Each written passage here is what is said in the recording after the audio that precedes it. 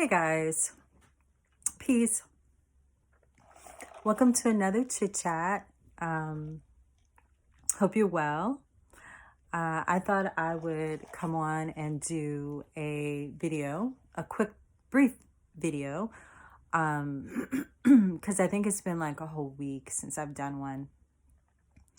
And I actually have an engagement to go to, so but I wanted to just touch base since it's been so long and mention just a few things. And I'm going to try to get a more lengthier video out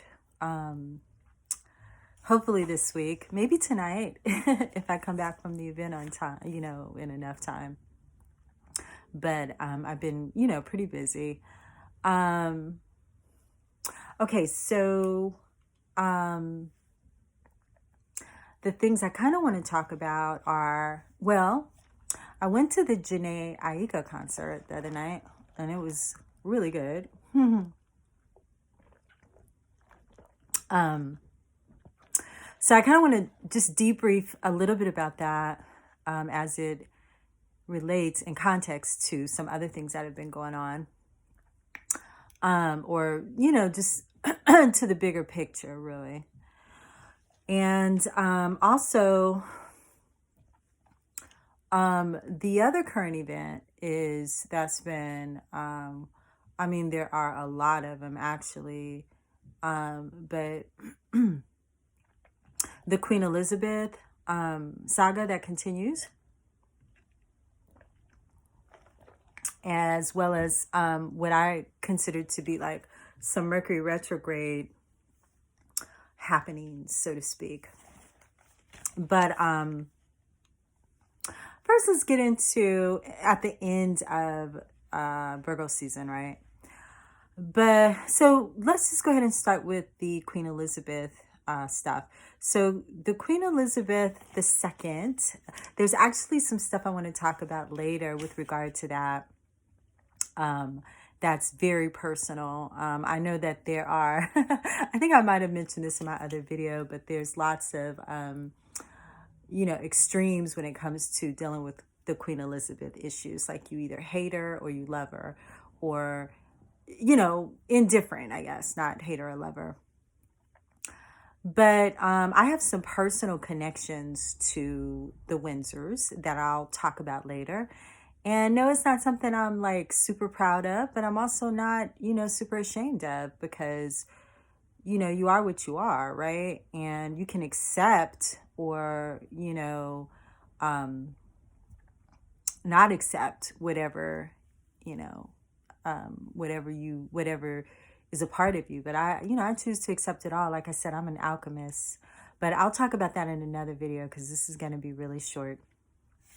What I really just wanted to say is that it moved, it moved me a couple of weeks before she died. For some strange reason, I was having like all of these synchronicities with the Windsors. And you could say it was something that they were doing because it was kind of algorithmic on YouTube. But it was also like, it was also personal, and it was also outside of YouTube. Like it was, I would see different signs outside. And like, for instance, I visited my sister in Santa Barbara, and she was actually throwing a birthday party for a friend of hers. And one of the things we were going to do is have lunch. Well, we did have lunch. And then we were going to go to a polo match because my sister loves polo matches. She lived in London for this was many years ago. She lived in London and Germany because she was in the fashion industry back in the 90s. And,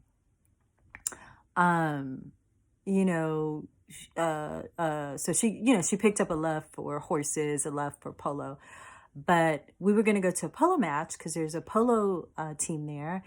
And one of her friends that lives in Santa Barbara, because I don't know how Harry came up. I think I was mentioning, and this is again before the Queen died, I was mentioning something about Harry and Meghan.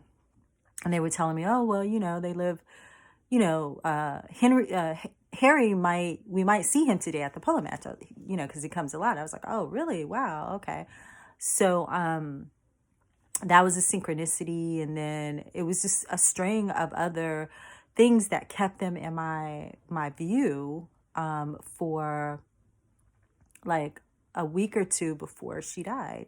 So it was kind of synchronistic and strange when they actually announced her, her death. I was like, oh wow, that's trippy. There's symbology with that as well, and other people have been bringing this up, which I swear it was in my view before. I know it's for the skeptics. They might be, oh, you're just saying that because everybody else is saying it, but no, I swear to you, horses were a part of um, my like symbology prior to other people talking to it after her death. But Beyonce was also, people were analyzing. So I guess you could, if you wanted to, correlate it subconsciously to the fact that people were kind of deconstructing Beyonce's horses in her symbolism in her her recent album. So it could be, but horses have been kind of, for me, actually for a while. They come and go, but they were back in my view, my subconscious view, like right before, again, Queen Elizabeth's death. So then when she died, it really started showing up. I know, like I said, a lot of other people have commented on that, and I'll have to get into it deeper later. But there's a couple of things that have been showing up in my view of symbolism, and horses is one. Water is another. I went to the beach this morning. I've been going to the beach a lot in the morning. More and more people are showing up, I noticed. And my sister's also a surfer. She's been a surfer since the 80s. And I notice more and more people, I know it's not new, but it seems like there's another onslaught of like surfers that are, showing up. So the beach has been like super crowded in the mornings, which it never used to be. Like I'm talking like, 6:30 in the morning, 6:30 before 7 a.m. I usually go to watch the sunrise, but sometimes in the summer months, it's hard to get up because it's like super, super early because, there's no daylight savings time. But more and more people have been showing up early, like around 6 o'clock, which I find really interesting. But the tide was very high today. The ocean waves were, really foamy and kind of cool. So water, let's see, water, and horses and, ritual, which brings me back to Queen Elizabeth, right? The fact that, there's, obviously always a lot of ritual with regard to, royal families, and particularly with the Windsors, with British royalty, always pomp and pageantry, right? But it's not just pomp and pageantry. A lot of people think it's just for spectacle, but it isn't. It's really a lot of ritual, and it's almost like, for those who know about Masonic rituals, which I do. I know a lot about it on a personal level. My family has been very connected again to, the Masonic orders generationally. And so a lot of ritual, and I'll talk about this again later too, is like super important. And for those who know it, like you can feel it when you see it, right? You can feel what's being set up when you see it. And so we've been bombarded since Elizabeth has died with a lot of, show of ritual. So that's really important too. it's almost like a changing of the, I mean, literally there is a changing of the guards, but it's also like a changing of the guards in terms of, when you watch it, it's just so precise. It's militaristic, um, and that's, not an accident because they're workings, their workings. Movement is a working when you move energy around based on how position your body. It's like doing spells, especially when they're formations. It's very mathematical and calculated as well. So the other thing about her, I'm already at 10 minutes. Can you believe that?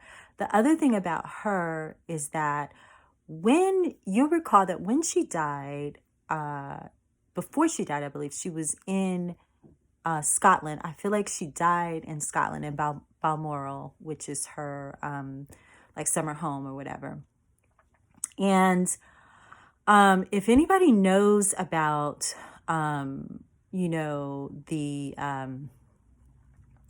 the coronations, when someone is crowned, or when she was crowned in particular, because that was, most of in our lifetimes, most of us, if not all of us, I don't think there's anybody old enough who's watching this who remembers her father Edward's coronation.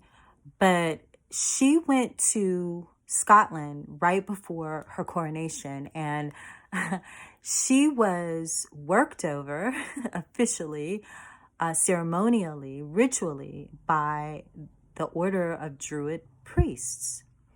Now, I have tried to get to Scotland for I don't know how long. I mean, not like, persistently, but every time, and I haven't been in England since I think 2019. So that was, and then before that, it was even longer. So it's not like I really had occasion, because I wasn't going to just fly straight there. It's usually coming out of, if I was in London, I would, because it's so close, I would go to Scotland.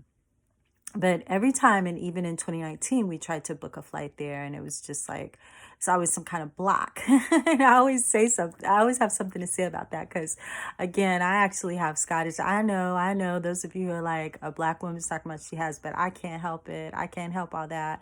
I mean, I can, literally, it's not like back, way back, like my great grandfather, on my father's side, was straight from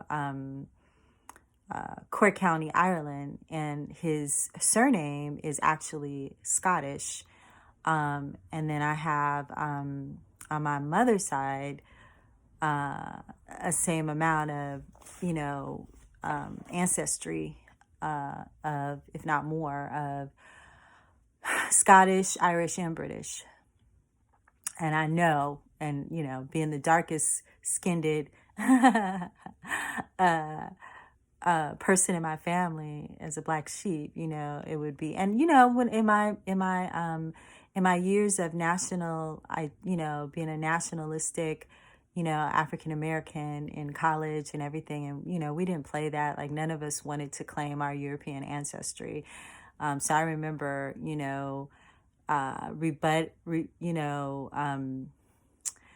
just arguing with my grandparents about, all the stuff I was learning with all the, Black history scholars that we were brought up on in college, Sheikh Anta Diop, John, oh my God, Henry Clark, John Clark, sorry, and I met Sertima and Khalid Muhammad, and I mean, we, Francis Cress Welsing, we just grew up with all of these theories about, the dastardliness of, colonialists, right? And the oppression and suppression. So yeah, I told you guys I had dreadlocks way down to my butt, and I was like super, conscious. But in time, a lot of that young fervor, it doesn't go away, but it you start to move beyond the emotionalism and the passion of, the information that you learned. Because when you first find out that, history has been all lies, like that's not new. There's been generations of us unfolding this, right? And, you have a certain outrage and anger. And then as you get older, mature, like I said, I'm not saying it goes away, but you simmer down in terms of just the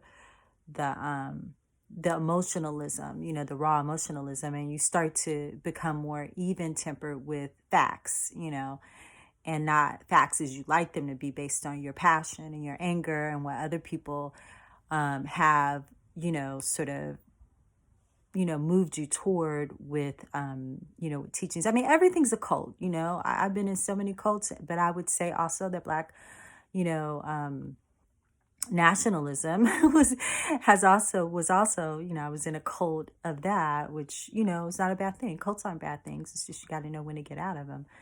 I always say. But anyway, the point is, I have some personal family stories that I'll share later about a connection with the British family. Oh my God, I'm getting a little dizzy. I think I'm trying to go too fast, and I gotta get out of here in a minute. But ritual, and her connection to the Druid priest doing this whole like serious ritual prior to her becoming queen, is a very interesting fact that plays a large part in the spell that was over the royal family. And again, I'll talk about it another time, but I think I mentioned in my last video that, the Windsors aren't even, the true inheritors of the British crown. They were Saxe-Coburg, German lineage. And they just, they people say they stole the crown, so to speak. But, again, that's not new either, because, everybody's done that. It's not just in European British history. But I'm not, and by no means, let me make it clear, I'm not endorsing, Elizabeth or any of the Windsors or any European royalty. I'm also not,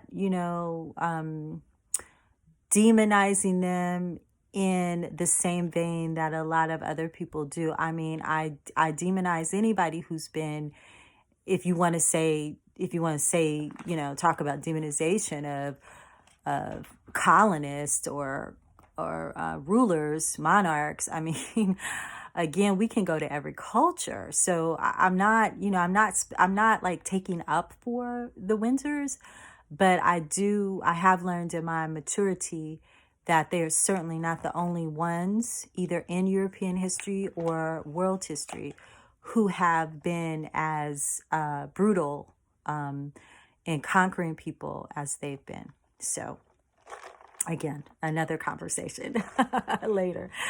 The point I was just trying to make is that there's a lot of ritual that has been a part of her death, which as can be expected, right?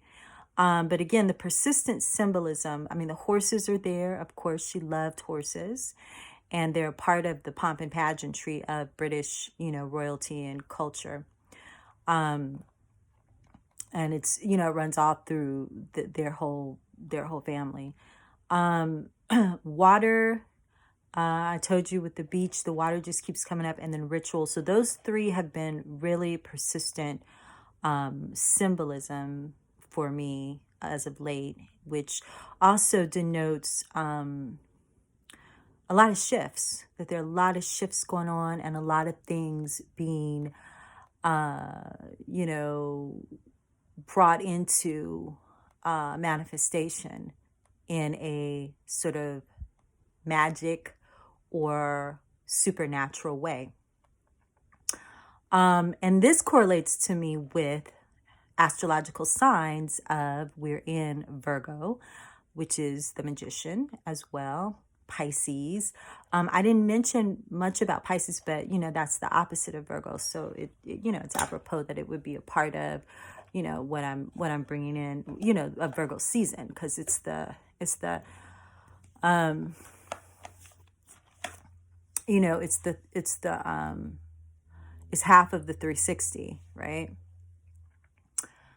But also, I mentioned that I went to the Jhene. Did I mention that I went to the Jhene Aiko concert a couple of nights ago as a birthday kind of thing? Yeah, I guess I'm giving away that I'm a Virgo now. I try to keep that private for all the people who like to do their little YouTube voodoo. you know, but who cares? I mean, who cares about the haters? They obviously have not succeeded and will not succeed because we're protected from those who come to seek harm from innocent people. We talked about that a few nights ago, a few videos ago, and I'll probably talk about that again at some other time. But the Jhene Aiko concert, yeah, it was really interesting. It was a last minute kind of thing, but I really like her a lot. She's from my hood. When I first heard her several years ago when she came out, I instantly, bonded with her. She had it was just like a Maya Mail type thing, the stuff she was talking about. And she's really an innovator in music, what she brought in.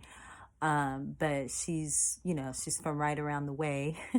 And so the culture, the LA culture, being brought up in LA was just, a complete familiarity. Plus, she's just super talented, right? And she's pregnant right now. That's the other thing. Interesting. She was very pregnant at the concert and just gorgeous, beautiful. But her aunt, not but, and I may, I may add some of the video clips that I took while I was at the concert. But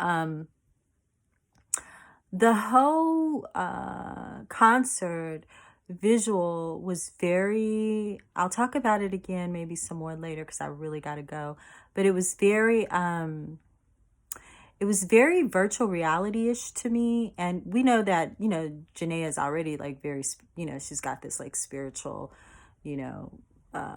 tilt to her, but her special effects, she had her props, her stage props were these big crystals, which reminded me of a project that Bjork did several years ago, where she wrote some songs that were about crystals. And it was really interesting and fascinating that she had brought that into popular culture. So, Janae's also been doing her crystal bowls for I think she started that over the pandemic. And it was funny because I heard the song she recorded with that right after I had bought a whole set of crystal bowls. And I was playing them during the pandemic. They're packed away now. I need to get them out. I've been so busy. But so it was, it's very spiritual. It's a very different type of style, but it was also also a little cultish, and all the, her audience members are very much, she very much has a cult following. So that's interesting. So it felt, again, almost ritualistic being at the concert at the Greek Theater. It was a very nice, beautiful aura and vibe, but it almost seemed, a little contrived, if I can say that. But again, her Pisces energy, it's all about that. It's all about ritual. And, again, like I said, so you have Virgo. So what I had in my mind was, with the horses also symbolize the chariot in the tarot, right? And the sign of Cancer, which is a water sign. And then you have the water representing also purification, which again correlates with the signs of Cancer and Pisces, which, are water signs again, but also Virgo, which is another sign of purification, even though it's an earth sign. It deals a lot with the theme of purification. And then, like I said, the ritual, just sort of blends in there. And so, and, also to speak on the high ritual in Janae's concert is the fact that she did do Well, a lot of it was kind of milli vanilli. I hate to say it. I mean, I understand. I was just telling somebody about that. Like young people in their concerts today, they all have like background tracks, which is kind of, for someone who's seen Pat Metheny, like real, like old school artists who are deep into their artistry and their craft, it reminds us of the 80s with Milli Vanilli, who got busted for singing to lip syncing to tracks. But yeah, but she did have like the crystal bowls, um like on the what do you call it, like amplified to the point that it almost sounded kind of distorted. I don't know if that was a mistake of the tech team, but it reminded me of, I mean, because I remember when she first recorded it, a lot of us were like, oh wow, so she's gonna change the hertz, um like of in her music, and create these like healing frequencies. And we were really really happy about what she was trying to cross into and maybe make standard. um so yeah, I mean, that was another form of this sort of magical ritual type energy that's happening during Virgo season. Again, the magician, right? And then also the last thing I'll talk about, well, a couple of other things. So this morning at the beach, it was very gray, and we even had like a little drizzle. And then the gray kind of, and which is, a trip, because we had that like serious streak, and I think we're out of it, the serious drought streak, right? The last like couple weeks. So it drizzled today, more water, and it was gray, but then the gray sort of, the clouds like broke in between, but it was a very dramatic sky, that had the ocean as its background. So yeah, it's just a lot of stuff that I've been paying attention to, and this is just the tip of the iceberg. It's been so much. That's why I haven't been on, because it's just been a lot going on, a lot of personal transformation, and and other things going on. But yeah, it all equals to shifts, and more shifts.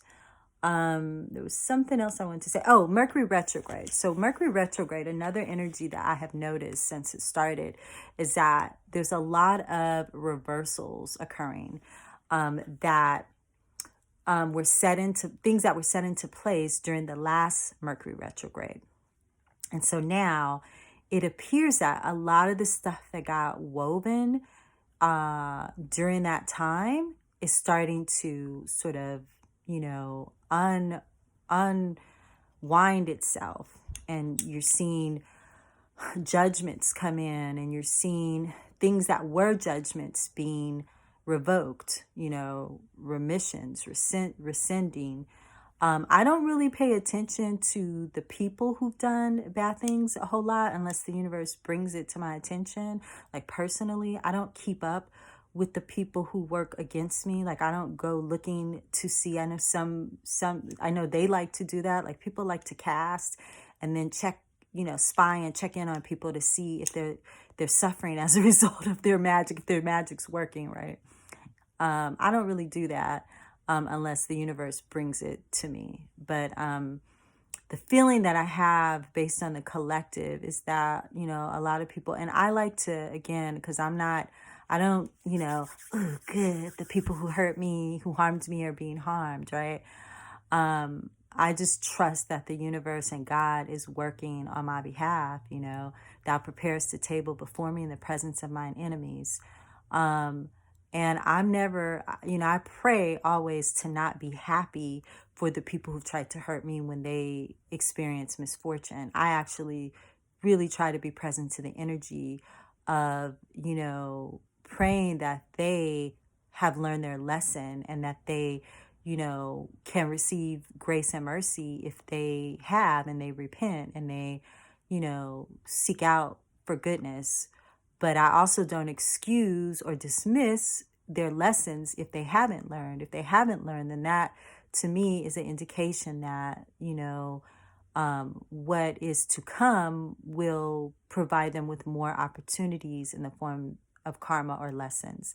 But that is not what I hope and wish for. I hope and wish that we can all, get rid of the fear and get rid of the insecurity and get rid of the self-hatred, so that we stop projecting it out into the world and onto other people. So, but I did get downloads and a sense of that other people are, people who have, like, it's a set. I don't know where Saturn is right now. I think it's kind of dominant with something. I know a while ago it was Saturn conjunct Uranus or something, or Aquarius. So I don't know if that's still going on. I haven't had time to keep up, and I'm not big on astrology, just when the universe brings it to my attention or something comes into my view. But yeah, it just feels like things are being set right. That's the way I'll put it. It's like things are being set right in this Mercury retrograde.